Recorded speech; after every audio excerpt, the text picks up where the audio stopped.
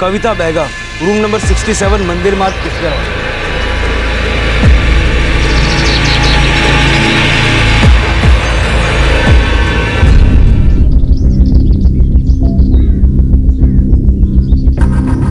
सुधीर, तुमने मुझे कहीं का नहीं छोड़ा। अब मेरे पास सिर्फ एक ही रास्ता बचा है कि मैं खुद को फांसी लगा लूं और मेरी मौत के लिए सिर्फ तुम जिम्मेदार होगे। साहब, मला माहित नहीं, मैं लड़की के बारे में कुछ नहीं जानता। लड़का लड़की लवर लोग इधर आते हैं, तो मैं राउंड लगा रहा था। मैंने तो उस लड़की को पहले कभी देखा भी नहीं। खिड़की से पैर देखा तो लगा कुछ गड़बड़ है। करीब जाके देखा तो इसकी लाश लटक रही थी। सर, बॉडी के पास से सुसाइड नोट मिला। इसी सुधीर की वजह से इस लड़के ने सुसाइड किया। लवर्स के बीच का मामला लगता है। ऐसा लग रहा था कि ये एक आत्महत्या का मामला है। एक 19 साल की लड़की कविता ने अपने प्रेमी सुधीर की वजह से खुदकुशी कर ली। लेकिन क्या ये वाकई एक साधारण आत्महत्या का केस था? जैसे जैसे इस केस की परतें खुलने लगी और जो बातें सामने आई वो रोंगटे खड़े कर देने वाली थी। ये एक ऐसा केस था जिसमें प्यार, वासना, जुनून, दगाबाजी और धोखा सब कुछ था।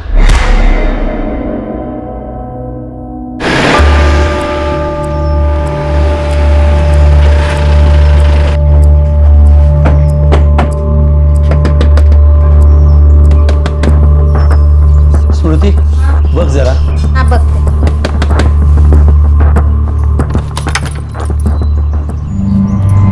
कविता बैगा का घर यही है? हाँ, यही है। मैं माँ हूँ उसकी। क्या हुआ उसे? हमें उसकी लाश मिली है। आपको लाश की पहचान के लिए आना पड़ेगा। स्मृति,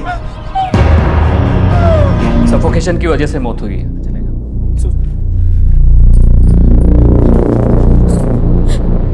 कविता, कविता, कविता!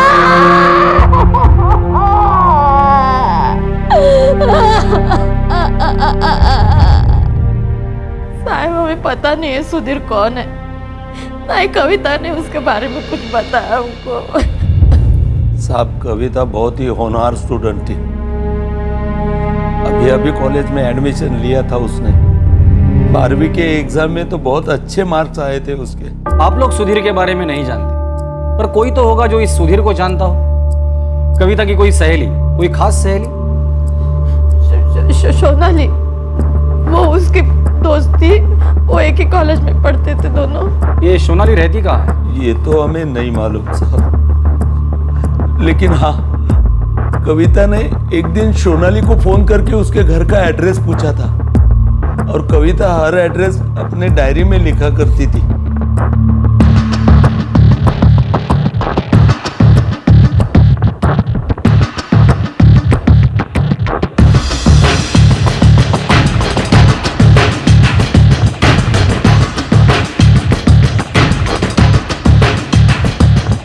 ये विक्टिम की डायरी और ये सुसाइड लेटर। दोनों की लिखाई जांचने में मुझे थोड़ा वक्त लगेगा। ओके।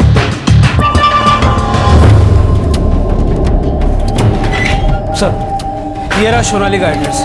कविता की डायरी से मिला। कविता के मोबाइल से की गई सारी डायल्ड और रिसीव कॉल डिलीट की गई। सिर्फ सुधीर को की गई लास्ट कॉल सेव है। उसका नंबर है 44456765 और वो नंबर अभी बंद है।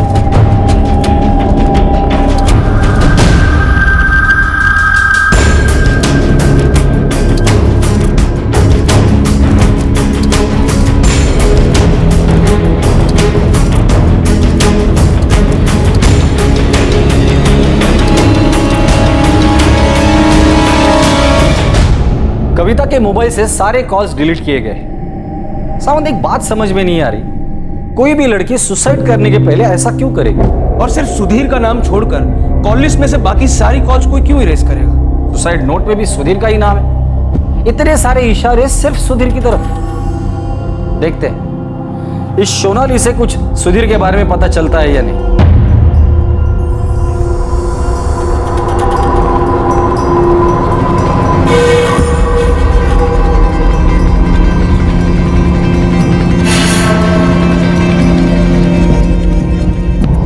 माफ कीजिएगा, डिटेल पोस्टमार्टम होने के बाद ही आपको डेड बॉडी मिलेगी।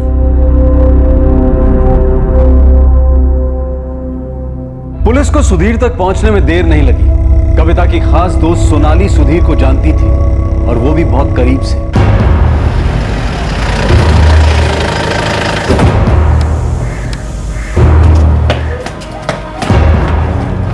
क्या हुआ है सर? सोनाली, कविता बेगा तुम्हारी अच्छी दोस्त थी ना? जी सर, कविता मेरी अच्छी दोस्त थी का क्या मतलब है सर? सोनाली, कविता ने सुसाइड किया। कविता के मोबाइल से हमें किसी सुधीर का नंबर मिला है। नंबर है 44467645। सोनाली, ये तो क्या तुम किसी सुधीर को जानती हो? सुधीर मेरे बड़े भाई हैं, ये नंबर भी उन्हीं का है। बात क्या है साहब? क्या किया है सुधीर ने? सुधीर कहाँ है? लेकिन उन्होंने किया क्या है सर?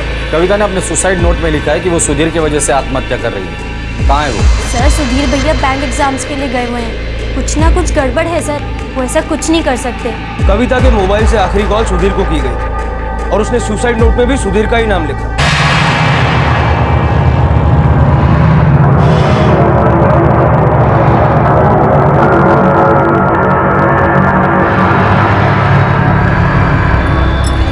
आरती, आरती, आरती, अगं कुठे आहेस तू?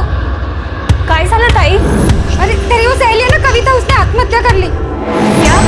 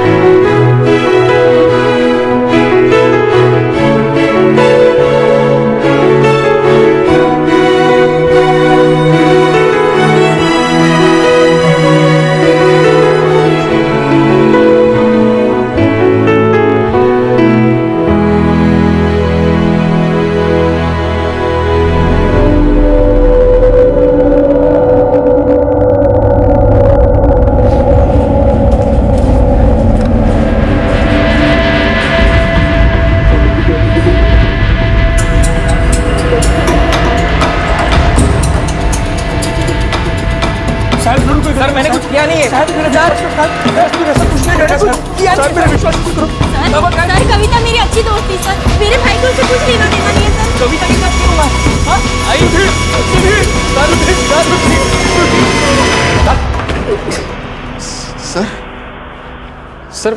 सर मैं सिर्फ बैंक की एग्जाम देने गया था, और आप जिस पुरानी बिल्डिंग की बात कर रहे हैं वहां पर मैं कभी गया ही नहीं, और मैं कविता के साथ क्यों जाऊंगा? सर यकीन मानिए, कविता और मेरा कोई रिश्ता नहीं है। कविता मेरी बहन की दोस्त थी, उसकी क्लासमेट थी। सर प्लीज मेरा यकीन कीजिए। तुम्हारी दोस्त नहीं थी तो मरने से पहले उसने तुम्हें क्यों कॉल किया था? मुझे नहीं पता उसने कॉल क्यों किया था। वैसे सर जब भी फोन किया करता था मैं खुद उसे फोन किया करता था सर। क्यों? वो तो तुम्हारी दोस्त भी नहीं थी, फिर तुम क्यों उसे कॉल करते थे? सर मेरी बहन के पास मोबाइल नहीं है, उसके बारे में जानने के लिए मैं कविता को फोन किया करता था। शायद इसी वजह से कविता के मोबाइल में मेरा नंबर स्टोर है। सर मेरी बात का यकीन कीजिए, मैंने कुछ नहीं किया है सर मैं बेकसूर हूं, मुझे इसमें फंसाया जा रहा है कोई। सर लाख समझाने पर भी कविता ने एक नहीं सुनी। इसमें तुम्हारी भी गलती है स्मृति। अगर तुमने मुझे नहीं रोका होता तो ऐसा नहीं हुआ होता। अच्छा हुआ चली गई, जिल्लत तो नहीं झेलनी पड़ी।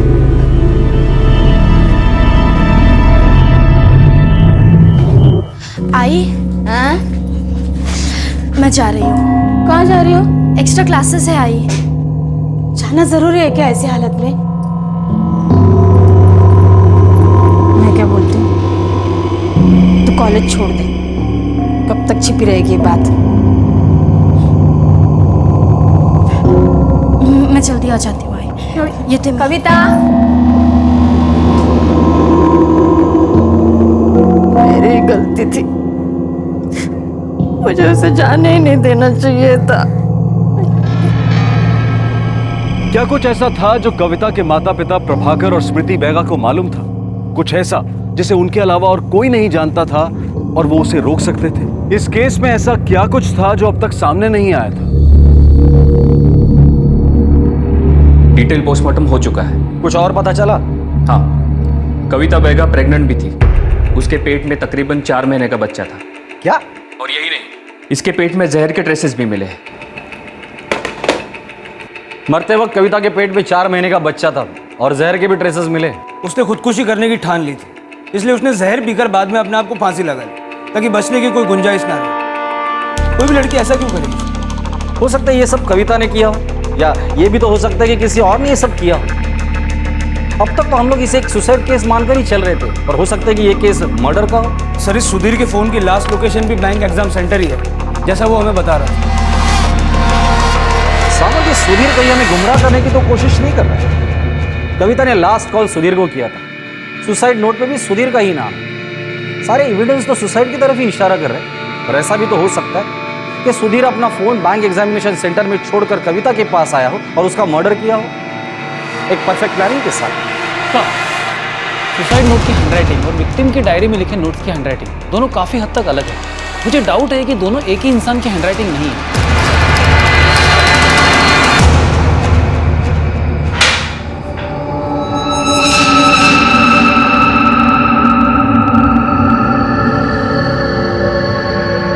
कविता ने आत्महत्या नहीं की थी। मुझे नहीं पता उसने आत्महत्या की थी। मुझे सिर्फ इतना पता है कि मुझे इसमें फंसाया जा रहा है। मुझे फंसाया जा रहा है। हाँ। उसने आत्महत्या नहीं की थी, वो प्रेग्नेंट थी। 4 महीने का बच्चा था उसके पेट में। पहले उसे जहर दिया गया, फिर लटकाया गया। सुसाइड तो एक नाटक था जो तुमने रचा था। तो मैंने एक बात बता, उसके घर वालों को पता था वो प्रेग्नेंट है?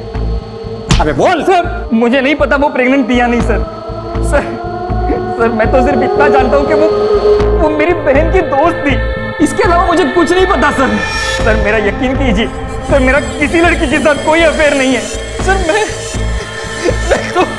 मैं तो अपने करियर पे फोकस कर रहा हूँ सर, कोई मुझे फंसा रहा है, कोई जानबूझ के ये सब कर रहा है और आप मुझे सर मैंने कुछ नहीं किया है, बेकसूर मुझे सर।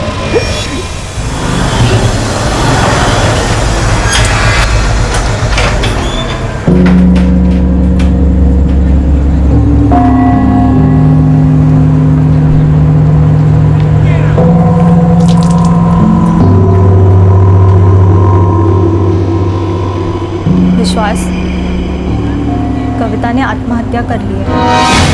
क्या? कैसे?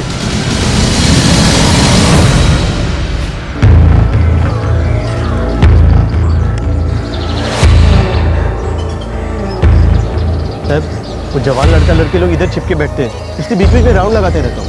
जिस दिन लड़की की लाश मिली थी उस दिन किसी लड़के को साथ में देखा था? नहीं साहब, किसी को नहीं देखा। मैंने भी पहली बार लड़की को तभी देखा जब उसकी लाश मिली थी। लगता है पीछे के रास्ते से है। कुछ नहीं मिला सर।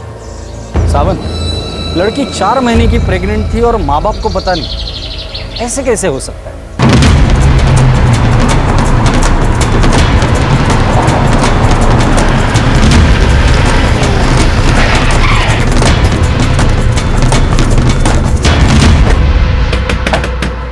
पहले हमें लगा था कि आपके बेटी का केस एक सुसाइड केस है, और अब लगता है कि एक मर्डर केस है। और एक बात, आपकी बेटी 4 महीने की प्रेग्नेंट है। क्या आपको वाकई नहीं पता था कि वो पेट से है? हमें वाकई पता नहीं था। नहीं, उसने हमें बताया।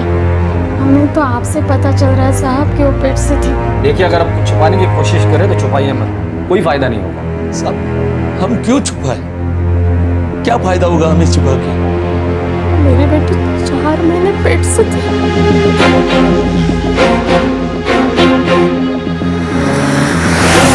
ऐसा हो ही नहीं सकता कि घर वालों को कुछ पता ना हो। मुझे पूरा यकीन है घर वाले कविता के प्रेगनेंसी के बारे में जानते थे, तो शायद ये बात इसलिए छुपा रहे क्योंकि वो शादीशुदा नहीं है। सर, अगर उनकी बेटी 4 महीने की प्रेग्नेंट थी तो वो जरूर किसी न किसी गायनिक के पास गई होगी। और सावंत, ये शहर इतना बड़ा नहीं है कि हमें पता लगाने में कुछ मुश्किल पड़ेगी। जी हाँ, कविता बेगा मेरे पास ही आई थी, प्रेग्नेंट है वो। आप पुलिस स्टेशन आ जाइए, हमें आपसे बात करनी है। लगभग 2 महीने पहले आई थी कविता मेरे पास। क्या कविता अकेली आई थी अस्पताल में? जी नहीं। तो फिर कौन आया था उसके साथ? कविता की माँ थी उसके साथ। आपकी बेटी पेट से है, 8 हफ्ते हुए हैं। डोंट वरी, बच्चा बिल्कुल ठीक है। पर वो तो कह रही कि उन्हें इस प्रेगनेंसी के बारे में कुछ पता ही नहीं। झूठ बोल रही है वो, उन्हें पता था। हाँ, लेकिन वो इस प्रेगनेंसी से खुश नहीं थी। क्या आपको पता है बच्चे का बाप कौन है? नहीं, मुझे नहीं पता। वो लोग क्लिनिक में उसके बाद एक और बार आए थे, लेकिन तभी भी फादर के बारे में कोई बात नहीं हुई थी। आपके चेक करने के 2 महीने बाद कविता की मौत हुई है। इसका मतलब यही है, जो भी इस बच्चे का बाप था वो उसे पैदा करना चाहता था, वरना कविता ने अबॉर्शन किया होता। और एक बात तो साफ थी, कविता के माँ बाप उसके प्रेगनेंसी के बारे में जानते थे, और बावजूद इसके कि ये बच्चा उनकी बेटी की शादी किए बिना ही पैदा हो रहा है। देखिए, उनके आपसी मामले के बारे में मैं कुछ नहीं जानती, लेकिन हाँ, एक बात ज़रूर बता सकती हूँ। कविता के माता पिता उस समाज को बिलोंग करते हैं जहाँ अबॉर्शन को पाप माना जाता है। ना तो तुम कविता से शादी करना चाहते थे, ना ही उसका अबॉर्शन करवा सकते थे, इसलिए तुमने उसे मार डाला। मैंने कविता को नहीं मारा, और ना ही मेरा कविता के साथ कोई चक्कर था।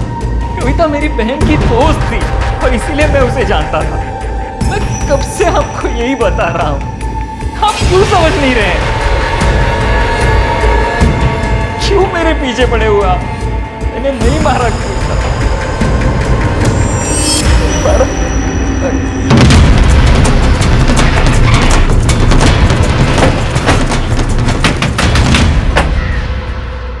आप दोनों को अच्छी तरह से पता था कि कविता प्रेग्नेंट थी, और शायद ये भी पता था कि वो मरने वाली है।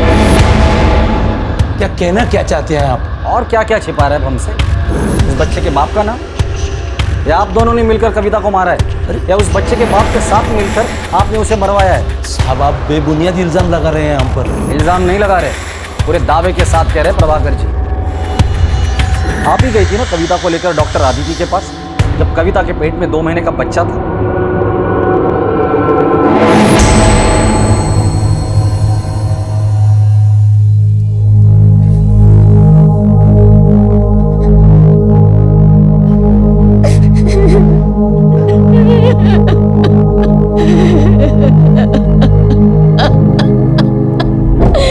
चेतावनी दी थी कविता को, क्यों गलत कर रही है, लेकिन उसने हमारी एक नहीं सुनी, धोखा देती रही हो हमें। उसने खुद अपने पैरों पे कुल्हाड़ी मार ली। बच्चे के बाप का नाम क्या है? विश्वास, विश्वास गमता।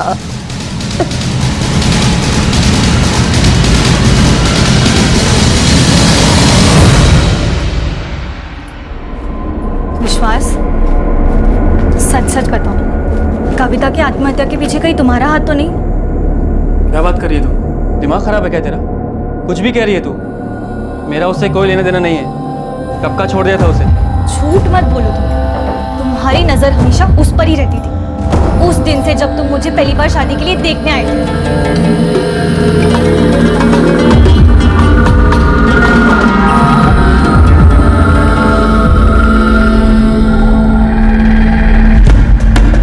ये विश्वास गमता कौन है? कविता की सहेली का पति। और फिर सामने आया एक ऐसा सच जो शॉकिंग था। एक दोस्त अपनी दोस्त की पीठ में ही छुरा भोंक रही थी। एक आदमी 2 लड़कियों की भावनाओं के साथ खेल रहा था, और 2 परिवार मिलकर भी एक आदमी और एक लड़की को अपनी और अपनों की जिंदगी बर्बाद करने से नहीं रोक पाए।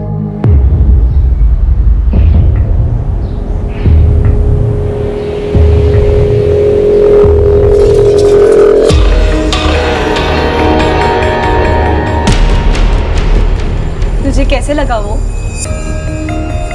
मुझे तो अच्छा लगा। मुझे भी। पापा कहती है वो मुझसे शादी के लिए हाँ कहेगा।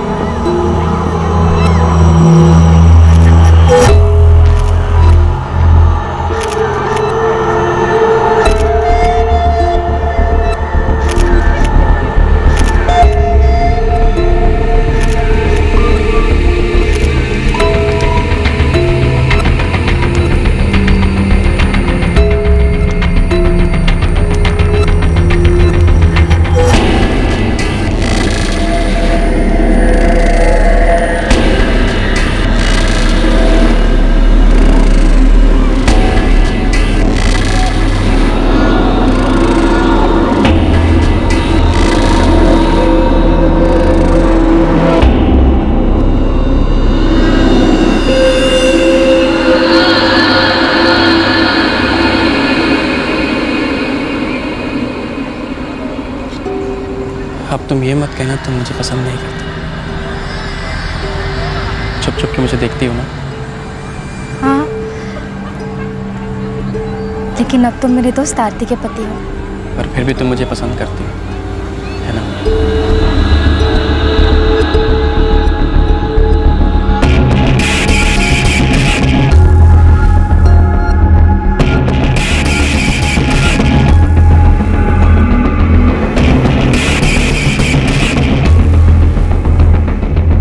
अब तुम ये मत कहना कि तुम मुझे पसंद नहीं करती। छुप छुप के मुझे देखती हो ना।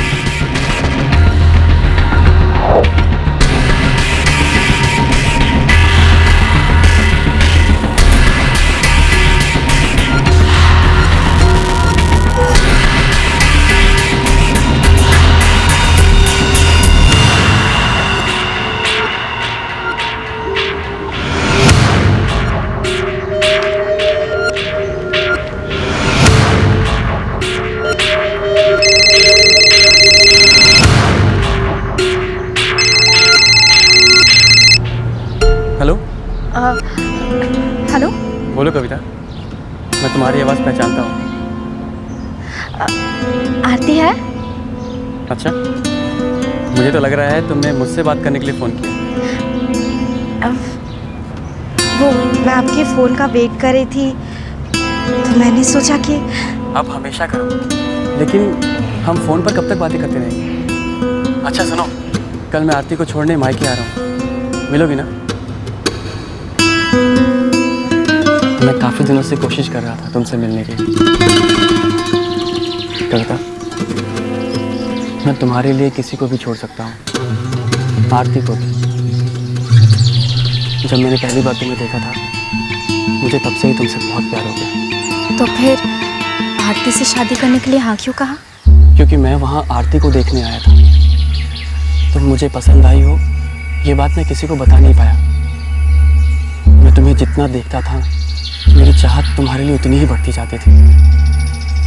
तब मौका नहीं मिल पाया था ये बात बोलने का, पर आज मिला है।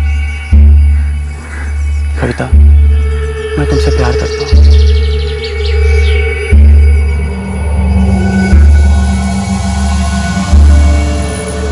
कविता अपनी सहेली आरती को धोखा दे रही थी, लेकिन एक दिन आरती को पता चल ही गया।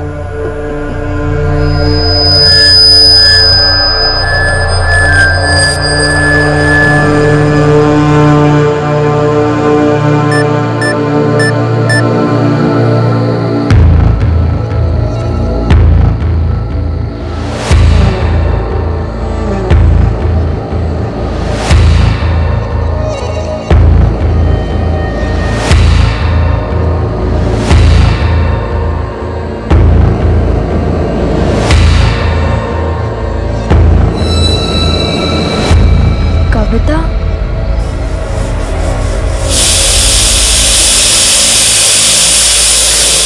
कविता का मैसेज आया था तुम्हें कल रात? तुमने मेरी सबसे अच्छी दोस्त के साथ चक्कर चलाया, शर्म नहीं आई तुम्हें? क्या बकवास कर रही हो तुम? मेरा किसी के साथ कोई चक्कर नहीं चल रहा है, फालतू बातें मत किया करो, समझी?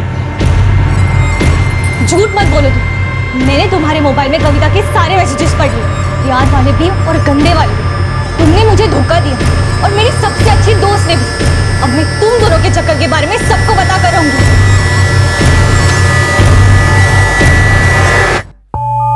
कविता, कैसी दोस्त है तू मेरी? तूने मेरे पति के साथ रिश्ता जोड़ा और मेरी पीठ पे छुरा घोंप दिया। क्या कह रहे हो आरती तुम? ये बगा स्मृति जी, आरती जो बोलते हैं ना, वो 16 आने सच बोल रही है। और एक बात आप लोग अच्छे से समझ लीजिए, कविता को आरती का घर बर्बाद नहीं करने देंगे हम। बेहतर होगा कि कविता को आप अच्छे से समझा दीजिए, वरना आगे जो होगा ना, उसके जिम्मेदार आप दोनों होंगे। एक मिनट रघु जी, एक मिनट। कविता, क्या ये सच है? कविता, मैं तेरे मुंह से सुनना चाहता हूं।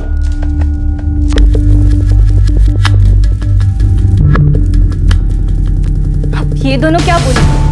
इन्होंने जो गोल खेला है, ये उनके मोबाइल के मैसेजेस से सब पता चल जाएगा।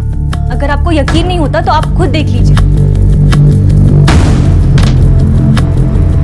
रघु जी, कविता ने जो गलती की है उसके लिए हम आपसे माफ़ी चाहते हैं, हम समझाएंगे कविता को। लेकिन मैं ये नहीं मानता कि सारी गलती कविता की, इसमें ये विश्वास भी तो जिम्मेदार है। प्रभाकर जी, मुझे पता है हमारा सिक्का भी खोटा है, इसलिए हम आपसे तमीज से बात करते हैं। देखिए, ये बात को अभी आगे नहीं बढ़ाते।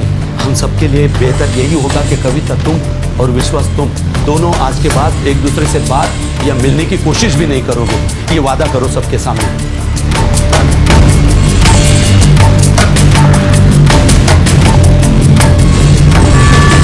नहीं मिलूंगी। नहीं मिलूंगा।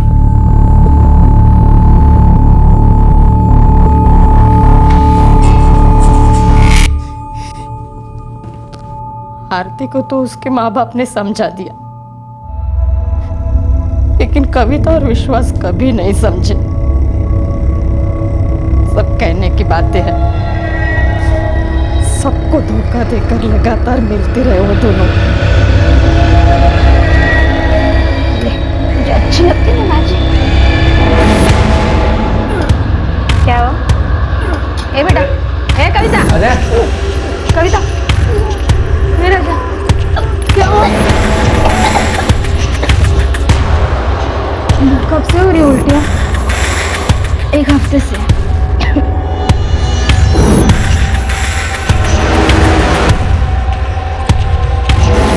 आपकी बेटी पेट से है, 8 हफ्ते हुए। डोंट वरी, बच्चा बिल्कुल ठीक है। क्या हुआ, कोई प्रॉब्लम है? कुछ नहीं, कुछ नहीं।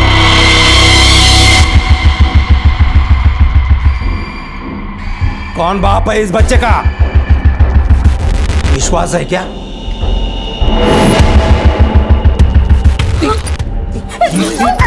पेट से वो। अभी के अभी इस बच्चे को गिरा दे, अभी क्या अभी। बाबा, विश्वास ने बोला है कि वो मुझसे शादी करेगा। अरे जो पहले से शादीशुदा है वो तुझसे शादी करेगा? झूठ बोल रहा है वो। इसमें भी अक्ल नहीं तुझमें। अभी के अभी वैद्य के पास लेके जाए, इसका बच्चा गिरा दे। ऐसा नहीं कर सकते, भगवान हमें कभी माफ नहीं करेगा, पाप है ये।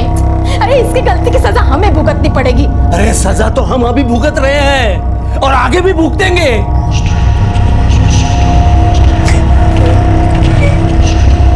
अगर उसने शादी भी की ना इससे, तो वो आरती के साथ गलत होगा। हमने वादा किया है रघु जी से, कविता की वजह से आरती की जिंदगी बर्बाद नहीं होने देंगे। अब क्या मुंह दिखाऊंगा मैं उन्हें? पेट में बच्चा और बाप शादीशुदा।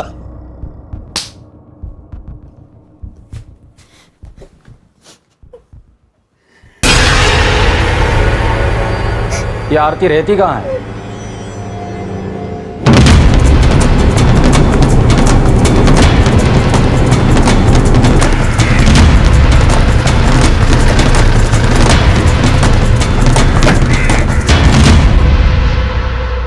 वो तो काम पे गए साहब। काय झालं? कविता मर्डर केस के बारे में कुछ पूछताछ करनी है। क्या काम करता है वो?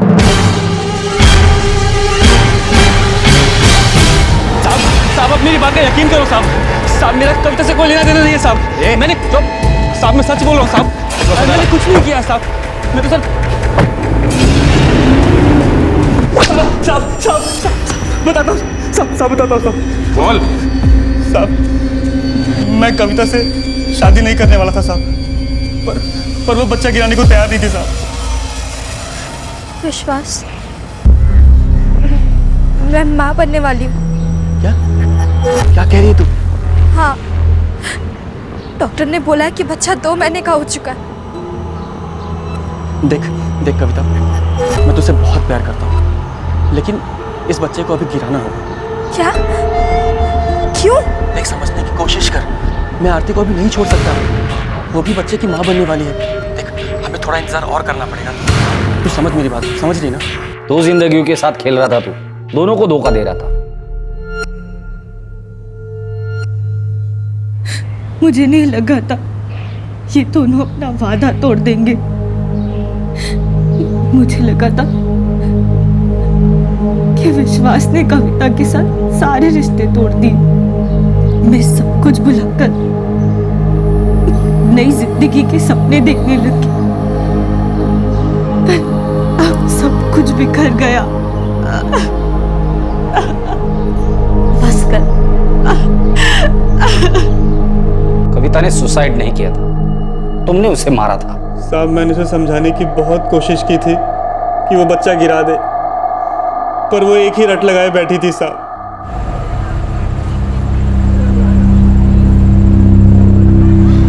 विश्वास, हाँ कविता बोलो। हमारा मिलना बहुत जरूरी है।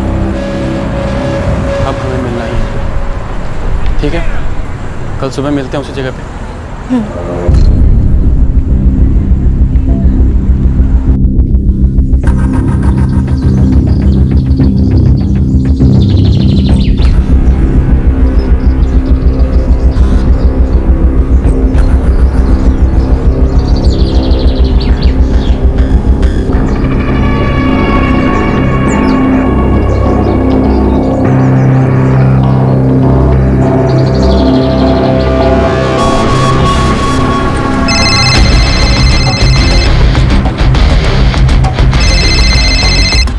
हाँ, मैं 10 मिनट वहीं आ रहा हूँ।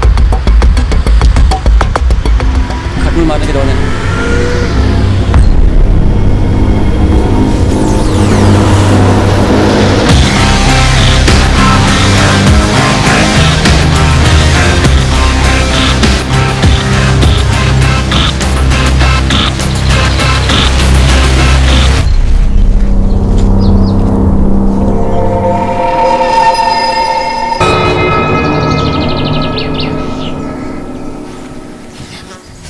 विश्वास, विश्वास, मैं ये बच्चा नहीं गिराऊंगी, ये पाप है।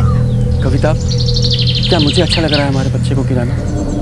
दिल पर पत्थर रखकर कर रहा हूँ मैं। देखो, तुम इस बच्चे को गिरा दो, जो पाप लगना होगा वो मुझे लगेगा। लेकिन क्यों गिराऊं? विश्वास, ये हमारा बच्चा है, मुझे ये बच्चा चाहिए। मैं जानता हूँ कविता, अगर आरती पेट से ना होती तो मैं उसे कब का छोड़ दिया होता, लेकिन अभी नहीं कर सकता ये। देखो, एक बार ये बच्चा हो जाए, फिर 1 साल में मैं तुमसे शादी कर लूंगा। फिर आरती का क्या? आरती को मैं छोड़ दूंगा तुम्हारे लिए। कैसे मान लो तुम्हारी बात? कविता, हम जब से मिले हैं मैं तुम्हारे साथ ही रहा हूं। चाहे लोगों ने हमसे कितने भी वादे कराए, मैंने तुम्हारा साथ कभी नहीं छोड़ा, और मेरा यकीन करो मैं कभी तुम्हारा साथ आगे भी नहीं छोड़ूंगा। हम एक नई जिंदगी की शुरुआत करेंगे, तुम, मैं और हमारा प्यारा सा बच्चा।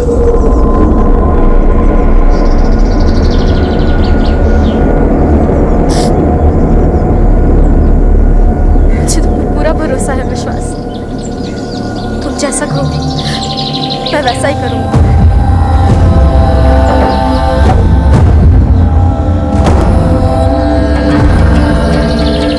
ये लो, ये आयुर्वेदिक दवा है, खास तुम्हारे लिए बनवाया है। इसे पी लो, तुम्हें तकलीफ भी नहीं होगी और बच्चा भी चला जाएगा। किसी को कुछ पता नहीं चलेगा। ये लो, पी लो इसे।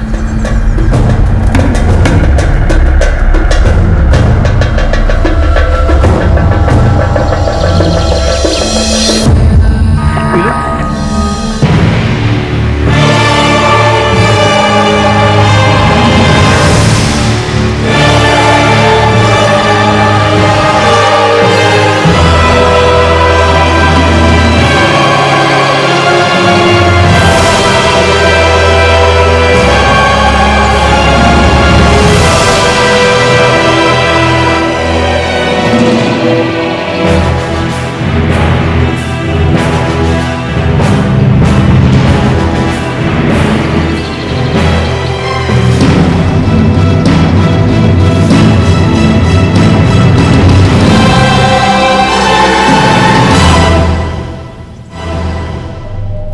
कविता का खून तुमने किया था, फिर इल्जाम सुधीर पे क्यों डाला? ये सुधीर बीच में कहां से आ गया? साहब, मैं और कविता जब भी मिलते थे ना साहब, तो अक्सर कविता को सुधीर के फोन आते थे। कविता, हम लोग कुछ दिनों तक ना बाहर चलते हैं। कहाँ?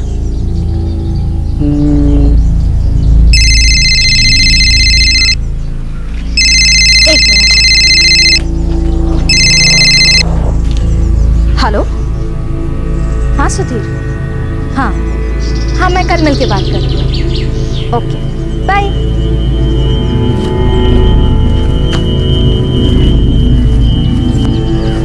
किससे बात कर रही थी? सुधीर से, मेरी दोस्त है ना सोनाली, उसका भाई है। सोनाली का भाई? सोनाली का भाई तुमने क्यों फोन किया? क्योंकि सोनाली के पास फोन नहीं है, इसलिए वो सोनाली से बात करने के लिए मुझे फोन कर। तो तुमने उसे ये क्यों कहा कि कल मिलकर बात करती हूँ? क्योंकि कल मैं सोनाली से मिल रही हूँ ना, तो जब उससे मिलूंगी तब उससे बात करूंगी।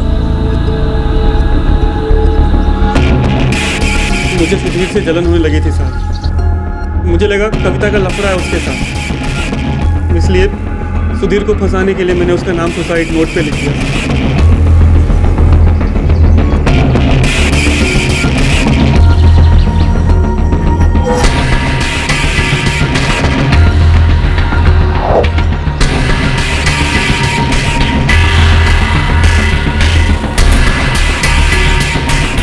साले, तुझे अंदाजा भी नहीं एक साथ कितने बेगुनाह लोगों की जिंदगियां बर्बाद किया तूने। कविता, उसके पेट में पलने वाला बच्चा, तुम्हारी अपनी बीवी आरती, उसके पेट में पलने वाला बच्चा, कविता के माँ बाप, तुम्हारे अपने माँ बाप।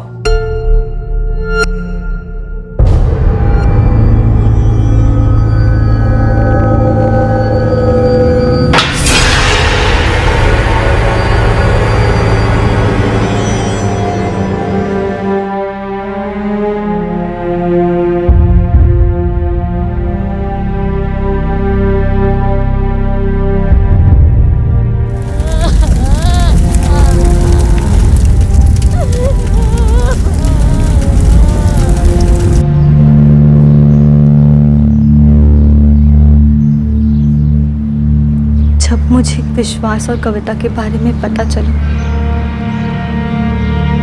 पूरी तरह टूट चुकी थी। पर जब उन्होंने एक दूसरे से ना मिलने का वादा किया तो मैंने खुद से समझौता कर लिया था। मुझे लगा सब कुछ ठीक हो जाएगा, पर कुछ भी ठीक नहीं हुआ।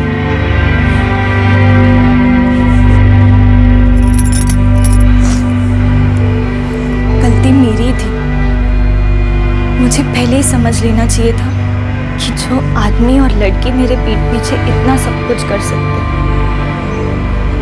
वो कुछ भी कर सकते हैं।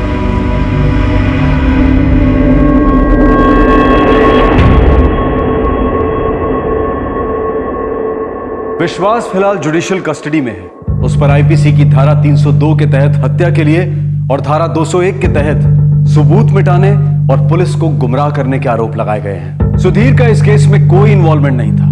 विश्वास ने अपने जुर्म को छुपाने के षड्यंत्र में जानबूझकर सुधीर को इस केस में फंसाया था। आरती को विश्वास और कविता के संबंधों की जानकारी थी, लेकिन वो कविता की प्रेगनेंसी के बारे में कुछ नहीं जानती थी। कितना अच्छा हो अगर हमें अपने किए का अंजाम पहले से ही पता चल जाए, ताकि हम सूझबूझ से काम ले सके, पर शायद ये मुमकिन नहीं है। कितना अच्छा होता अगर कविता को समय रहते इस बात का एहसास हो जाता कि जिस शख्स की तरफ वो आकर्षित हो रही है वो उसकी दोस्त का पति बनने जा रहा है, और वो उसके साथ कोई रिश्ता ही ना जोड़ती। रिश्ता जोड़ने के बाद भी काश कविता को इस बात का एहसास हो जाता कि वो झगड़े और कलह के हालात पैदा कर रही है, और वो अपने आप को रोक लेती।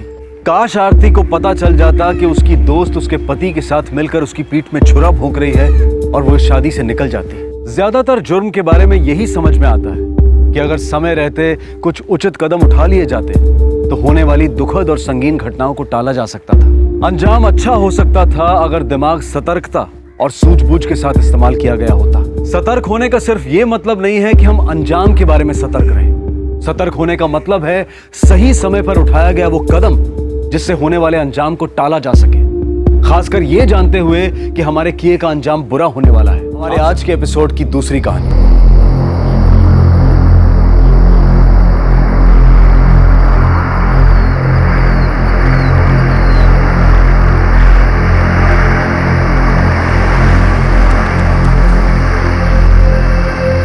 बोरीवली चलोगे? LB colony. हाँ बैठिए।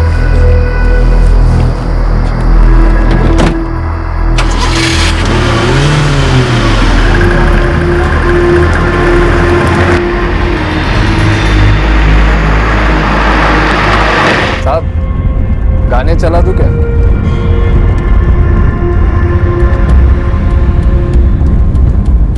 आपकी तबीयत तो ठीक है साहब?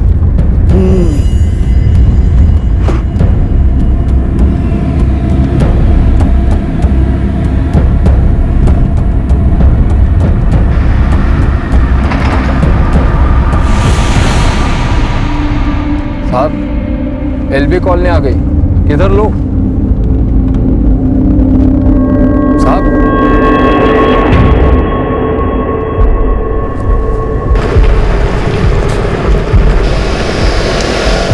साहब एलबी कॉलोनी आ गया, कहाँ लूं?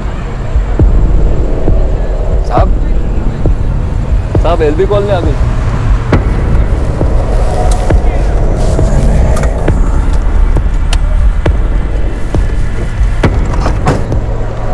साहब एलबी कॉलोनी आ गई। साहब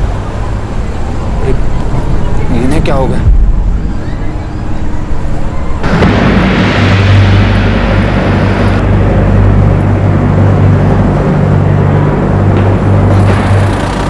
साहब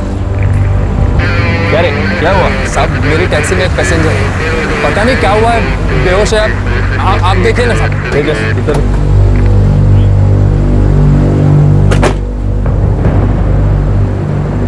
सर सांसें तो चल रही, एम्बुलेंस को फोन करो तुरंत। Yes sir. कहाँ से बैठे थे तुम्हारी गाड़ी में? वसई से। क्या हुआ क्या है? मुझे पता नहीं साहब, इन्हें एलबी कॉलोनी आना था, गाड़ी में बार बार अपना सर दबा रहे थे, मुझे लगा इन्हें कुछ तो हुआ है। सर एम्बुलेंस को फोन कर दिया। कुछ सामान था इनके पास? नहीं सर। ठीक है सर, इसे तो बस। Yes sir.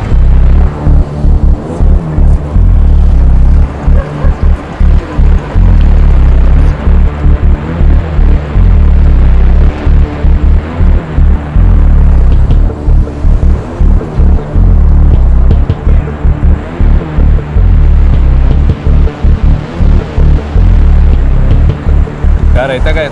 बस है सर, ये सीनियर सिटीजन का कार्ड मिला है, एकनाथ तावड़े नाम है इनका, बोरोली का एड्रेस है, सिद्धेश पैराडाइज एलबी कॉलोनी। शायद वसई से अपने घर जा रहे थे। और सर इनके मोबाइल से किसी रमाकांत को लास्ट कॉल किया गया था। रमाकांत?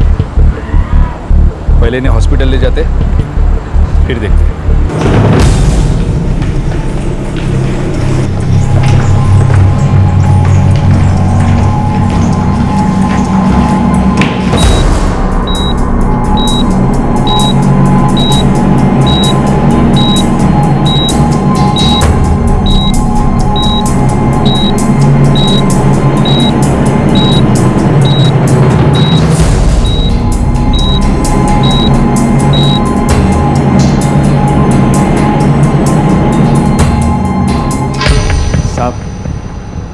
मैं जाऊँ क्या? जब तक इनके बारे में हमें कुछ पता नहीं चलता तुम कहीं नहीं जाओगे।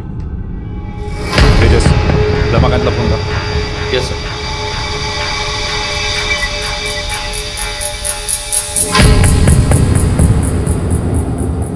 पता नहीं ये कहाँ रह गया।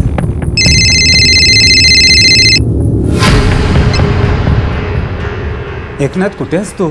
रमाकांत जी बोल रहा हूँ। मैं पुलिस सब इंस्पेक्टर तेजस सोनटक्के बोल रहा हूँ। एकनाथ तावड़े हमें बेहोशी की हालत में एक टैक्सी में मिले, उन्होंने अपने मोबाइल से लास्ट कॉल आपको ही किया था। हाँ वो मेरा भाई है, मैं सिद्धेश पैराडाइज में रहता हूँ, वो मेरे घर आ रहा था। कहाँ है वो? हम उन्हें एलएनसी हॉस्पिटल लेकर आए हैं। हाँ मैं हॉस्पिटल पहुँचता हूँ। क्या हुआ? किसका फोन था? पुलिस को एकनाथ टैक्सी में बेहोशी की हालत में मिला, वो उसे लेकर हॉस्पिटल चले गए। क्या कर दिया प्रसाद ने?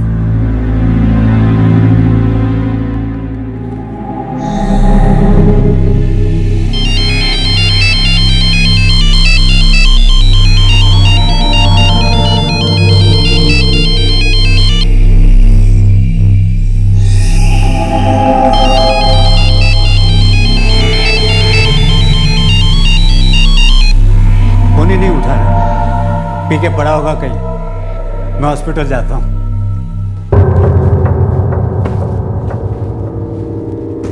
वो अभी भी बेहोश है, उनके सर में इंटरनल इंजरी है, ऐसा लगता है उनके सर पे किसी भारी चीज़ से वार किया गया है। अब चोट कितनी गहरी है ये तो सीटी स्कैन के बाद ही पता चलेगा।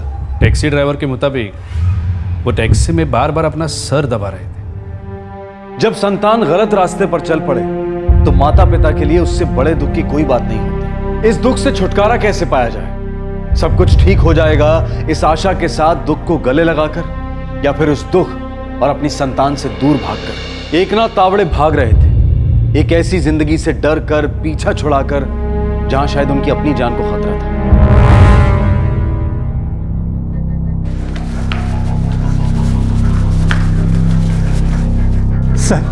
सर मैं रमाकांत तावड़े, एकनाथ तावड़े का भाई। कहाँ है वो? कैसा है? देखिए, उनका सिटी स्कैन तो हो चुका, लेकिन अब तक उन्हें होश नहीं आया। अंदरूनी चोटें। डॉक्टर का कहना है कि उनके बचने के बहुत कम चांसेस हैं। रमाकांत जी, क्या आप बता सकते हो उनके साथ क्या हुआ था? उन्होंने आपको फोन पर कुछ बताया था?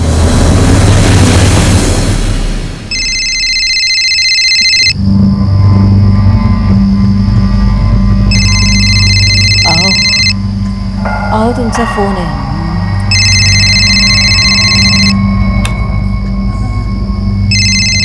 एकनाथ, इतनी रात में? हाँ एकनाथ। रमाकांत, मैं तेरे पास आ रहा हूँ। इतनी रात में क्या हुआ? सब ठीक तो है ना? बस बहुत हो चुका, मैं अब यहाँ नहीं रह सकता। वो मुझे मार डालेगा। लेकिन तू ठीक तो है ना? कुछ ठीक नहीं है। मैं टैक्सी लेकर तेरे घर आ रहा हूँ। हाँ, आजा आजा आजा। वो कौन था जिससे एकनाथ इतने डरे हुए थे? उन्हें किससे जान का खतरा था? अपने बेटे से, प्रसाद तावड़े।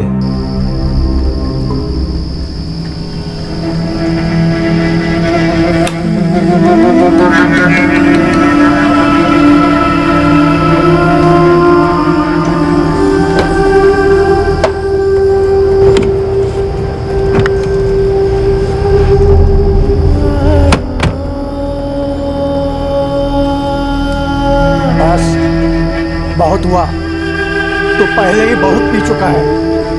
बॉटल छोड़ो। अरे अपनी शक्ल तो देख, क्या आदत बना रखी है तूने। मैं तुझे और पीने नहीं दूंगा। अपने पैसों की पीता हूँ, किसी के बाप के पैसों की नहीं। बॉटल छोड़ो। अरे तू अपने साथ साथ दूसरों की जिंदगी खराब कर रहा है। इस दारू के कारण तूने मेरी और केतकी की जिंदगी बर्बाद कर दी है। बॉटल छोड़ो। नहीं छोड़ूंगा। बॉटल छोड़ो। बॉटल छोड़। नहीं छोड़ूंगा मैं। छोड़ो बॉटल। नहीं छोड़ूंगा। नहीं छोड़ूंगा।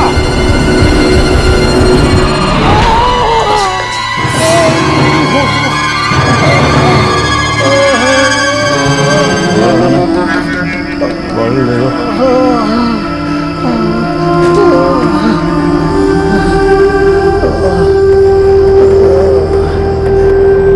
उसके बाद एकनाथ मेरे घर आ रहा था। मैं उसके इंतजार में था कि आप लोगों का फोन आया। वो वसई में रहते हैं? जी। लेकिन हमें तो उनके जेब से एक सीनियर सिटीजन का कार्ड मिला जिसमें उनका एड्रेस बोरू लिखा है। हाँ, पहले वो यहीं रहता था फैमिली के साथ, फिर वसई शिफ्ट हो गए वो। ये केतकी कौन है? केतकी प्रसाद की मंगेतर थी। आई एम सॉरी, हम एकनाथ जी को बचा नहीं पाए। He is dead.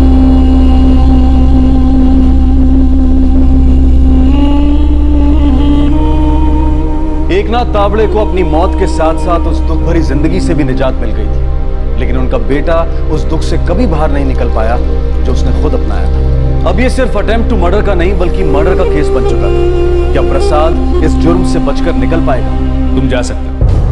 तुम्हारा नाम और एड्रेस हमारे पास है। जब जरूरत पड़ेगी तब बुलवा लेंगे। ठीक है साहब।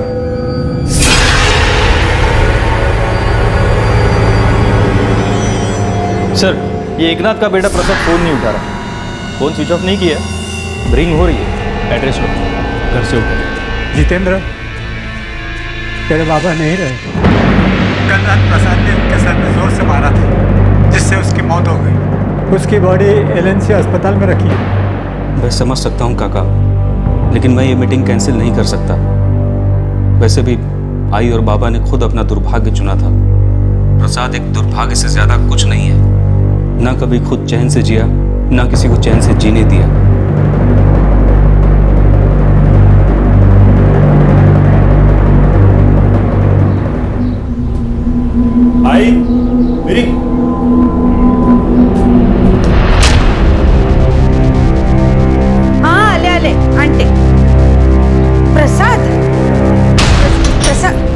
जी सुनते हो? जल्दी आइए, जितेंद्र। आई क्या हुआ? काय झालं? लवकर या ना। इसे अस्पताल ले जाना पड़ेगा। जितेंद्र बेटा, तू कहाँ जा रहा है? आई, मेरे पास और भी जरूरी काम है। मैं सारा दिन इसके आगे पीछे नहीं कर सकता। और मदद करूं भी तो किसकी? इसकी जो खुद अपनी मदद करने को तैयार नहीं है, जो ये छोड़ने को तैयार नहीं है। और फिर मैं क्यों इसके चक्कर में अपनी जिंदगी खराब करूं? अभी ये सब कहने का टाइम नहीं है। मैं आई हूँ इसकी, तू भाई है इसका। अभी इसे अस्पताल ले जाने की जरूरत है बेटा। आई बस, बहुत हुआ। आप और बाबा इसके साथ रहना चाहते हैं तो शौक से रहिए, लेकिन मैं इसका ये रोज रोज का नाटक और बर्दाश्त नहीं कर सकता। मैं और पूर्णिमा इस घर को छोड़कर जा रहे हैं।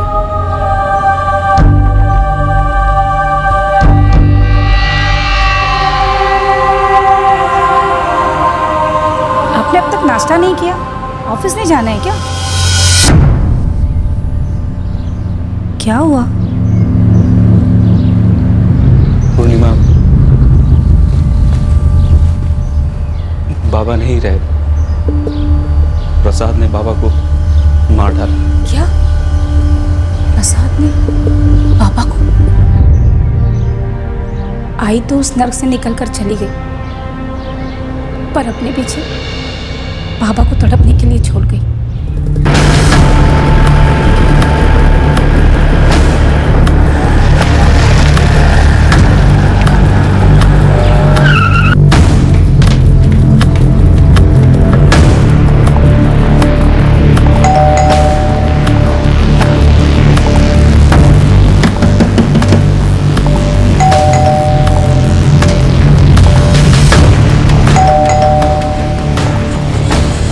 लगता है प्रसाद कहीं भाग गया।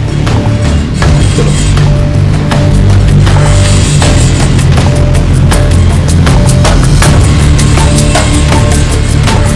आप इसी फ्लोर पे रहते हो? ये प्रसाद तावड़े इसी फ्लैट में रहते हैं? हाँ। आपने सुबह से उसे कहीं बाहर जाते हुए देखा है? तो सुबह पुलिस पकड़ कर ले गई। पुलिस? जी।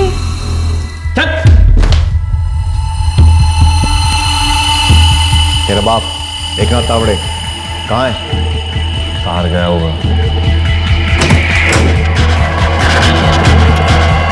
ये इसका बाप एकनाथ तावड़े, पता है कहाँ गया? नहीं सर, मैंने नहीं देखा। जब वो इधर आता है तो वैसे ही पुलिस स्टेशन में खबर करना। जी। पुलिस प्रसाद तावड़े को पकड़ कर ले गई और एकनाथ तावड़े को ढूंढ रही है। जी सर। कहाँ से आई थी ये पुलिस? वसई पुलिस स्टेशन से। हेलो, नमस्कार, मैं बोरेली पुलिस स्टेशन से PSI तेजस सोनटक के बात कर रहा हूँ। नमस्कार। आपने आज सुबह प्रसाद तावड़े को गिरफ्तार किया है? हाँ, हमने उसे गिरफ्तार किया है और हम उसके बाप एकनाथ तावड़े को ढूंढ रहे हैं। प्रसाद को अपने बाप के बारे में कुछ नहीं मालूम है, वो बोलने की हालत में नहीं है।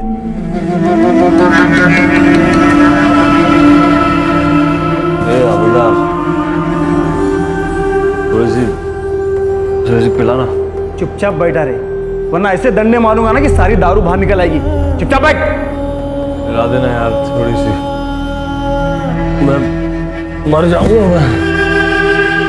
मिला दे थोड़ी सी यार। उसे क्यों अरेस्ट किया गया है और आप उसके पिता एकनाथ तावड़े को क्यों ढूंढ रहे हैं? केतकी सालवी ने प्रसाद और एकनाथ के खिलाफ शिकायत दर्ज की है। केतकी सालवी प्रसाद की मंगेतर, उसने इन दोनों के खिलाफ शिकायत दर्ज की है? जी हाँ, केतकी और उसके पिता कल ही यहाँ आए थे।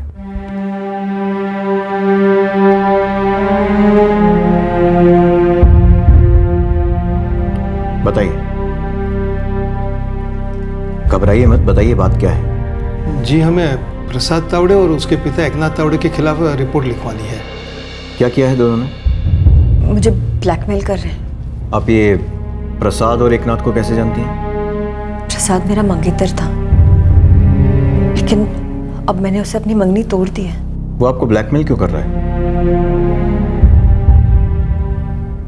प्रसाद के फोन में केतकी के कुछ प्राइवेट फोटोज हैं, जिसके लिए वो उसे ब्लैकमेल कर रहा था। एकनाथ तावड़े की मौत हो चुकी है और हम उसके खून के आरोप में प्रसाद तावड़े को ढूंढ रहे हैं। देखिए, प्रसाद हमारे पास लॉकअप में है, पर वो कुछ भी बोलने की हालत में नहीं है। सर, प्रसाद वसई पुलिस की कस्टडी में है, इस वक्त वो कुछ भी बोलने की हालत में नहीं है। उसकी एक्सपीरियंस से केतकी, उसने प्रसाद और उसके पिता दोनों के खिलाफ शिकायत दर्ज की है। उसका कहना है कि ये दोनों उसे उसके कुछ प्राइवेट फोटोज के लिए ब्लैकमेल कर रहे थे। बाप बेटे का एक लड़की को ब्लैकमेल कर, और बेटे का बाप को मार डाला। ये केस है क्या? डॉक्टर साहब, केस की बॉडी को आप मॉर्ग में रखवा सकते हैं? इसका बड़ा बेटा नहीं आ रहा है और छोटे बेटे को पुलिस ने पकड़ा है। मुझे थोड़ा सा वक्त दीजिए, मैं उनसे बात कर लूंगा। वो शायद प्रसाद को इसका क्रियाक्रम करने दें। ठीक है, मैं अरेंजमेंट्स करता हूँ। आपका बहुत बहुत शुक्रिया डॉक्टर साहब।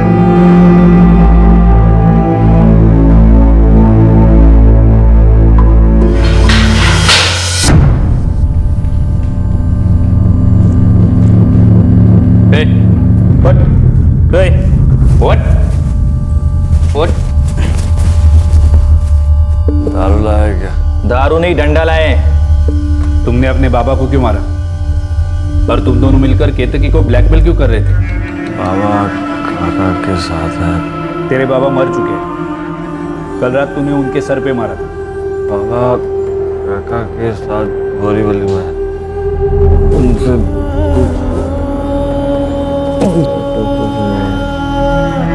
सर कोई फायदा नहीं। अब केतकी बता सकती है उसका ये एक्स मंगेतर उसे परेशान क्यों कर रहा था। हाँ, और ये भी कि एकनाथ उसे परेशान क्यों कर रहा था। पिता की मौत हो चुकी थी और बेटा जिसने उनकी हत्या की थी वो कुछ भी बताने की हालत में नहीं। प्रसाद की एक्स फियांसी केतकी ने बाप और बेटे दोनों के खिलाफ हैरेसमेंट की कंप्लेंट की थी। इस केस की दूसरी तरफ की कहानी भी उतनी ही दुखद और दर्द भरी थी।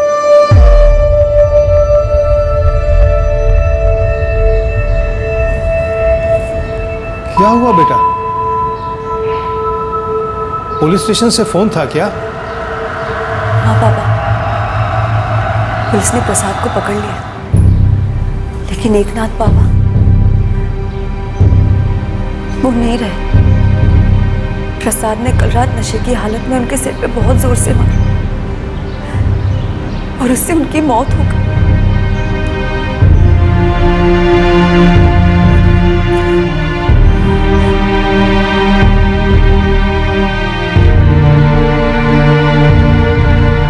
मिस्टर प्रसाद तावड़े,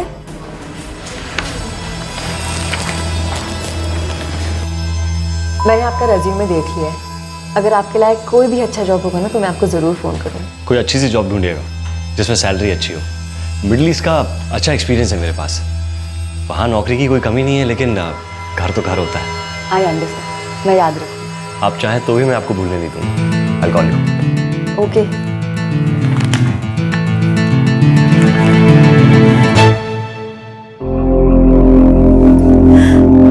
वो ऐसा बिल्कुल नहीं था पापा। जब मैं उससे मिली थी तब वैसा बिल्कुल नहीं था। यम्मी, मुझे यहाँ की कॉफी बहुत पसंद है। जब तुम साथ होती हो ना सब चीज़ अच्छी लगती है मुझे। तुमने अपने पेरेंट्स के बारे में कुछ नहीं बताया मुझे। हमारी एक मिडिल क्लास फैमिली है। पापा रिटायर्ड हैं, आई हाउस वाइफ है और घर में भैया बाप। और तुम्हारी फैमिली में? मेरे पापा एक प्राइवेट कंपनी में काम करते हैं। मेरी मम्मी हाउस वाइफ है और मेरे कोई भाई बहन नहीं है। हम दो ओनली चाइल्ड। तो बहुत लाड प्यार से पाला होगा। हाँ, मेरे मम्मी पापा मुझे बहुत प्यार करते हैं। सिर्फ मम्मी पापा?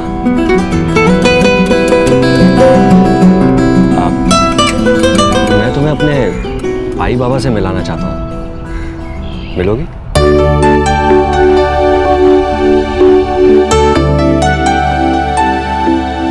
अरे आई, दीजिए दीजिए।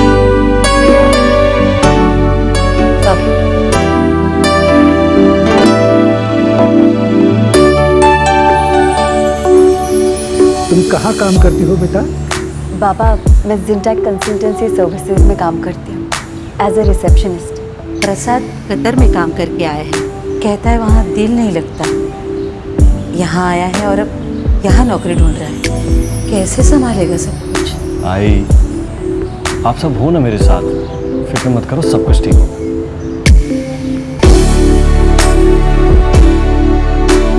आई बाबा, कैसी लगी केतकी आपको? बड़ी प्यारी बच्ची है। बहुत अच्छी है बाबा। देख बेटा, मैंने आज तक तेरे किसी भी फैसले से इनकार नहीं किया है, लेकिन तूने उसे सब सच बताया है ना? कैसे सच? अपनी बीमारी के बारे में। यही कि तुझे मिर्गी के दौरे पड़ते हैं। प्रसाद ने मुझे अपनी बीमारी के बारे में कुछ नहीं बताया था, मगर ये बात ज्यादा दिनों तक छुपने वाली थी ही नहीं। हम दोनों ने शादी करने का फैसला कर लिया था। मम्मी पापा को भी इस बात से कोई एतराज नहीं था। प्रसाद और उसके पिता एकनाथ के खिलाफ अपनी कंप्लेंट क्यों दर्ज की थी? उसकी मिर्गी की बीमारी से तो मैं फिर भी लड़ सकती थी, मगर एक और बात थी जो उसने मुझे नहीं बताई थी। कौन सी बात? उसकी शराब की लत। He was an alcoholic, alcoholic था और वो अपनी शराब की लत को छोड़ने के लिए बिल्कुल तैयार नहीं था। फिर भी मैंने उसे अपने दिल से अपनाया था, उसके साथ अपने आने वाली जिंदगी के सपने देखे थे। मन में कहीं ना कहीं ये विश्वास था कि एक दिन सब कुछ ठीक हो जाए। उसकी आई मेरी मम्मी की जैसी थी, बहुत अच्छी थी। मैं उनकी आखिरी घड़ी तक उनके पास ही थी। मुझे पूरी जिंदगी प्रसाद की फिक्र सताती रही। सोचती थी मेरे जाने के बाद इसका क्या होगा। उसके बाबा की भी उम्र हो गई है, कौन संभालेगा मेरे बेटे। एक तो उसकी बीमारी और उसकी शराब की लत। लेकिन बेटा,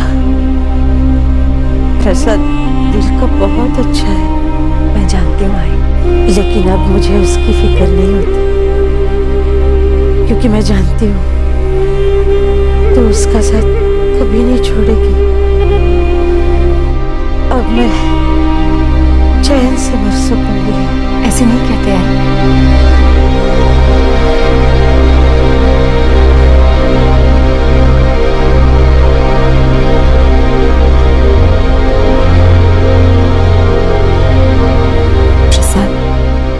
बाबा बहुत अकेले हो गए हैं। मैं भी बहुत अकेला हो गया हूँ। तुम बाबा के साथ बोरीवली शिफ्ट हो जाओ। देखो वहाँ रमाकांत काका भी रहते हैं, तो बाबा अकेला महसूस नहीं करेंगे। अब मैं भी रोज आ सकती हूँ मिलने के लिए ऑफिस के बाद। पहले हम वहीं रहते थे, लेकिन वहाँ के खर्चे हम झेल नहीं पा रहे थे, इसीलिए वैसे ही शिफ्ट हुए। अब वापस जाने का कोई सेंस नहीं बनता।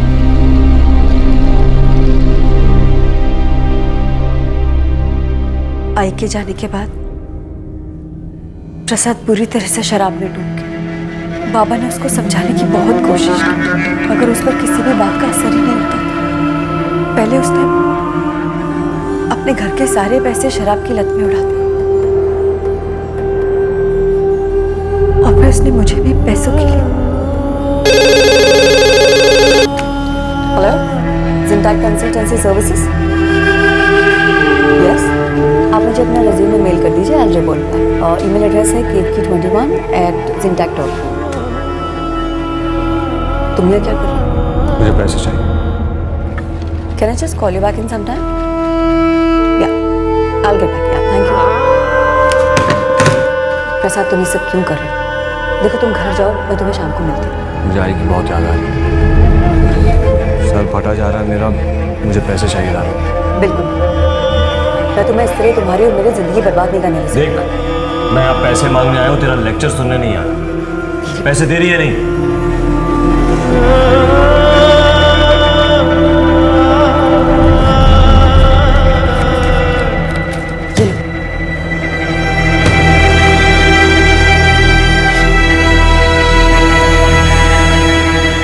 बेटा, मुझे ये सब कुछ ठीक नहीं लग रहा है। वो कभी सुधरने वाला नहीं है बेटा। अगर तुमने ये शादी कर भी ली ना, तो उसके जैसे इंसान के साथ तुम कब तक रिश्ता निभा पाओगी? मुझे एकनाथ बाबा की भी उतनी ही फिक्र थी। एक तरफ तो वो अपने अकेलेपन से लड़ रहे थे और दूसरी तरफ अपने बेटे की हरकतों से। एक दिन मुझे उन्होंने बुलाकर बोला, बाबा चाय। बैठ बेटा। तुम्हें याद है बेटा, जब तुम पहली बार इस घर में आई थी, मैं बहुत खुश हुआ था। मुझे लगा अब मेरे बेटे का घर बस जाएगा, पर अब मेरे बेटे की खुशी से भी ज्यादा मुझे तुम्हारी चिंता लगी रहती है। बाबा, मुझे लगा था कि प्रसाद सुधर जाएंगे और अभी भी ऐसा ही लगता है। यही उम्मीद तो मैंने और प्रसाद क्या ही ने लगाई थी। वो काम के लिए जब बाहर चला गया तब ऐसा लगा शायद अब कुछ बदल जाएगा, पर नहीं। वहाँ का काम छोड़कर वो वापस यहाँ चला आया। यहाँ आने के बाद वो खूब दारू पीने लगा। कोई भी काम वो ठीक तरह से नहीं कर पाता था। फिर तू उम्मीद की किरण बनकर आई। पर सच कहता हूँ बेटा, मेरे प्रसाद के साथ तू खुश नहीं रह पाएगी। अपनी जिंदगी बर्बाद कर रही है तू मेरे बेटी जैसी है। मैं नहीं चाहता जो हमें सहना पड़ा वो सब तुम्हें सहना पड़े।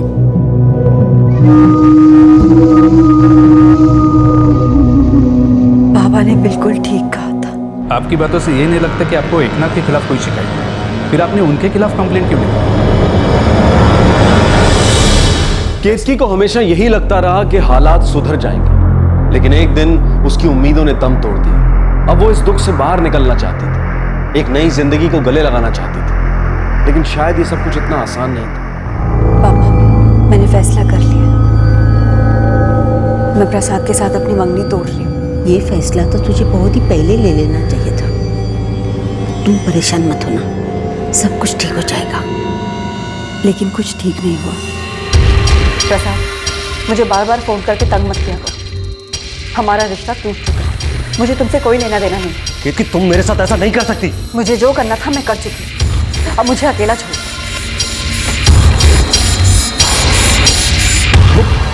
वो मुझसे कह रही है कि मुझसे शादी नहीं करेगी। बेटा, वो बिल्कुल सही कह रही है। आप मेरे बाबा हो गया उसके। तेरे इस मिर्गी का कोई तो इलाज नहीं, पर जिस लत को लगाए तो घूम रहा है ना, उसका कोई इलाज नहीं बेटा। प्रसाद और मैं 2 साल तक साथ में थे और इस दौरान हम दोनों बहुत करीब आ चुके थे। इतने करीब जितना हमें शादी के पहले नहीं आना चाहिए था। प्रसाद के फोन में मेरे कुछ प्राइवेट फोटोग्राफ्स हैं।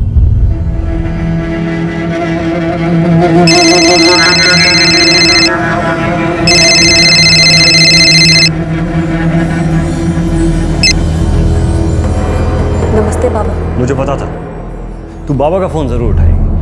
प्रसाद, क्यों परेशान कर रहे हो मुझे? तूने मुझे छोड़ दिया, लेकिन मैं तुझे इतनी आसानी से नहीं छोड़ूंगा।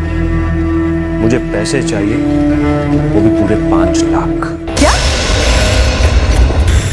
पागल हो क्या? नहीं, लेकिन तुझे जरूर पागल कर दूंगा अगर तूने मुझे पैसे नहीं दिए। तुझे याद है मैंने तेरे फोटो क्लिक किए थे? पैसे नहीं मिले ना तो वो फोटो इंटरनेट पे होंगे और उनकी एक एक कॉपी तेरे माँ बाप के पास। तुम ऐसा कुछ नहीं करोगे। मैं बिल्कुल कर सकता हूँ। अगर तूने मुझे फोन नहीं किया शाम का और पैसे देने का वादा नहीं किया तो ये पिक्चर्स तेरे माँ बाप तक पहुंच जाएंगी।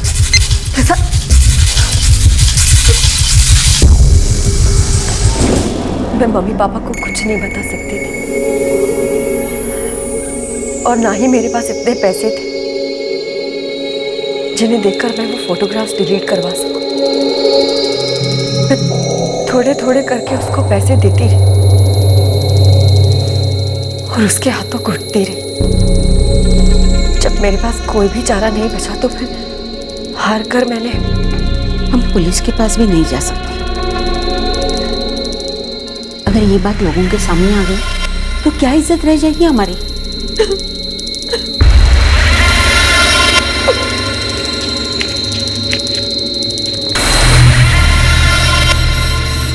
क्या है? 2 लाख है। प्रसाद, वो फोटोज डिलीट कर दो। मैंने 5 लाख मांगे थे। प्रसाद प्लीज, हम दोनों रिलेशनशिप में थे जो तुमने तोड़ दिया, वही तो नहीं भूल पा रहा हूं। 5 लाख दे दो और मैं फोटो डिलीट कर दूंगा। बाकी के पैसों का इंतजार करूंगा।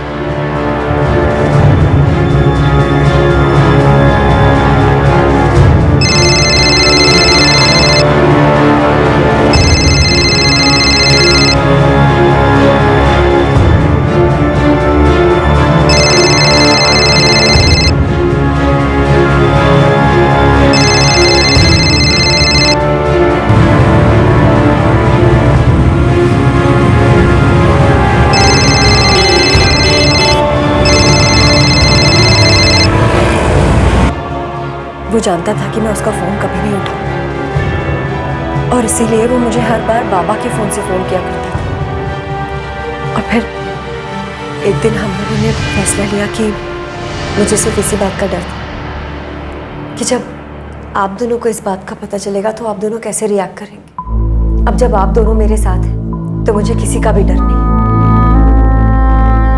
मुझसे अब और बर्दाश्त नहीं होता पापा।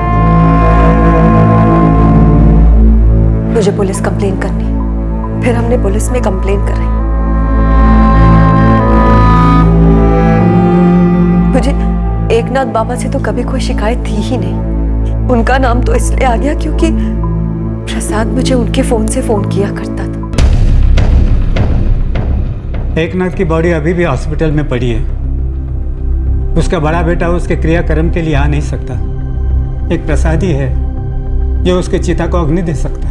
देखिए, मैं आपकी बात समझता हूँ, लेकिन प्रसाद इस हालत में है ही नहीं कि वो क्रियाक्रम के लिए आ सके। वो नशे में धुत पड़ा है। एकनाथ की मौत हो चुकी थी और उनका बेटा लॉकअप में बंद था। क्या सच में उसके पास ऐसी कोई फोटोज थी जिसकी वजह से वो केतकी को धमकी दे रहा? वो सारे फोटोज कहाँ हैं? हमने तेरा मोबाइल चेक किया है, उसमें एक भी फोटो नहीं है। तूने अपने बाबा को क्यों मारा और वो सारे फोटोज कहाँ हैं? बता। दारू दे दो, जो पूछोगे वो सब बताओ। कुछ नहीं मिलेगा तुझे।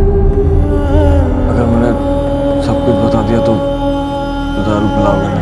वो सारे फोटोज कहाँ हैं? बता, सारे फोटोज कहाँ हैं? बताता हूँ, सब बताता हूँ।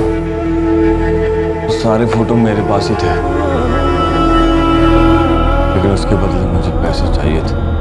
उसने दिए पैसे, लेकिन मुझे और पैसे चाहिए थे, बहुत सारे पैसे। दारू पीने, घर के सारे पैसे आई की बीमारी में खर्च हो गए थे। केतकी से मैं बहुत प्यार करता था, बहुत। लेकिन उसने मुझे छोड़ दिया। क्या करता? धमकाया उसने, बहुत धमकाया। तब कहीं जाके उसने मुझे पैसे दिए। मैं घर पहुंच के दारू पीना शुरू ही किया था कि बाबा आ गए।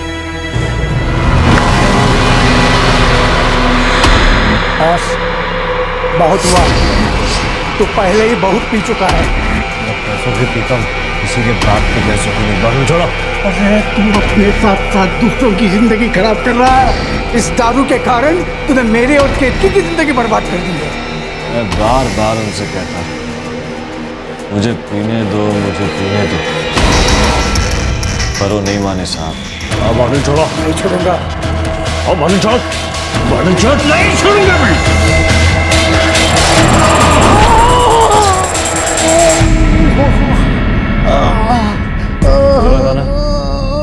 बॉटल दे दो।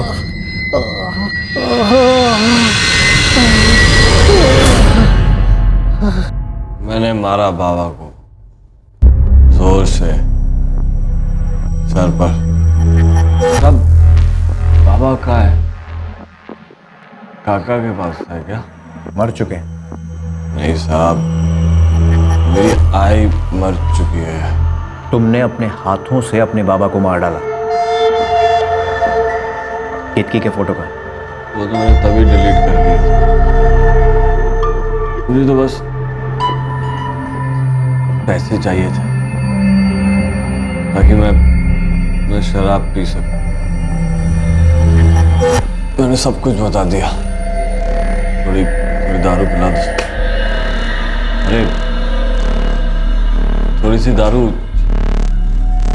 साहब, थोड़ी सी दारू पिला दो साहब।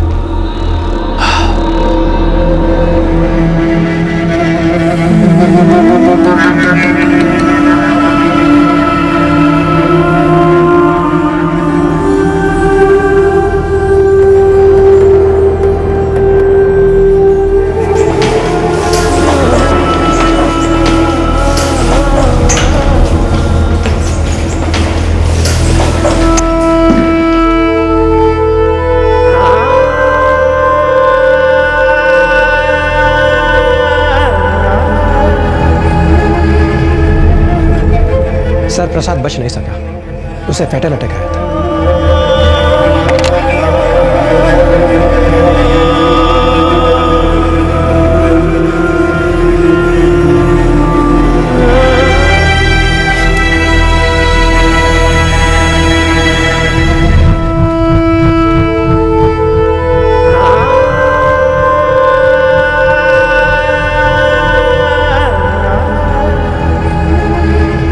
प्रसाद की मौत के बाद उस पर लगे दोनों चार्जेस हटा दिए गए। केतकी के हैरेसमेंट की और एकनाथ तावड़े की हत्या की फाइल्स बंद कर दी गई। सबने जो कठिन वक्त देखा उसका बहुत ही दुखद अंत हुआ, पर अगर हालात को दूसरे तरीके से संभाला जाता तो क्या सब कुछ ठीक हो जाता, ये कह पाना बहुत मुश्किल है। लेकिन हम पीछे मुड़कर यह जरूर सोचते हैं कि क्या कदम उठाया जाना चाहिए, ऐसा क्या किया जाना चाहिए था कि बात यहां तक न पहुंचती। जब कोई बच्चा गलत रास्ते पर निकल पड़ता है तो माता पिता के लिए आसान नहीं होता उसे वापस सही रास्ते पर लेकर आना। बहुत मुश्किल होता है उस इंसान को यह समझा पाना कि वो अपनी जिंदगी बर्बाद कर रहा है, जब तक उसे अपनी गलती का एहसास ना हो और वो खुद अपने आप को बदलने की कोशिश ना करे। पर इसके साथ ही उस इंसान के करीबी लोगों को भी यह समझना होगा कि वो किसी दूसरे के दर्द को अपना दर्द नहीं बना सकते जो कि उसने खुद पाला है, वरना उन्हें दर्द के अलावा और कुछ नसीब नहीं होगा। किसी भटके हुए इंसान को सही रास्ते पर लाने की कोशिश के साथ साथ हमें भी इस बात से सतर्क रहना होगा कि कहीं उसका दुख हमें कमजोर ना बना दे, क्योंकि दर्द को झेलना भी अपने आप में एक दुखद अनुभव है। आपसे फिर मुलाकात होगी क्राइम पेट्रोल सतर्क में एक और नए केस के साथ। तब तक अपना ख्याल रखें, सुरक्षित रहें और याद रखें, सही वक्त सही कदम, सतर्क रहें। जय हिंद। इस तरह के और भी एपिसोड देखने के लिए हमारे चैनल को सब्सक्राइब करें और बेल आइकन दबाना ना भूलें।